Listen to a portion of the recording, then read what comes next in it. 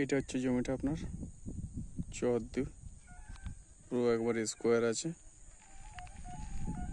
এটার উপর অব্দি আছে একবারে স্কোয়ার, ওর গা দিয়ে রাস্তা,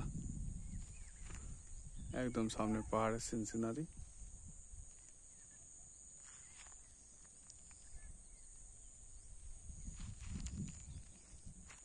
একটা বড় আম বাগান আছে, সরকারি খেলার মাঠ আছে ওখানে।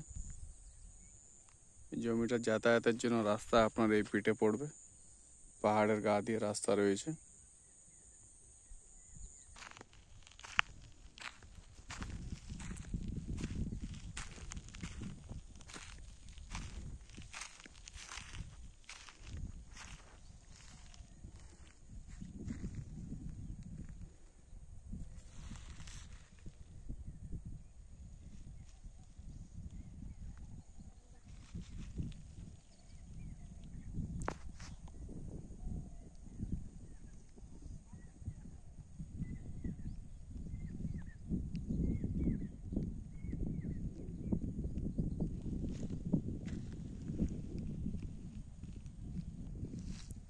একবারে ফ্ল্যাট জমি রয়েছে আপনার, সামনেই পাহাড়, বাগান।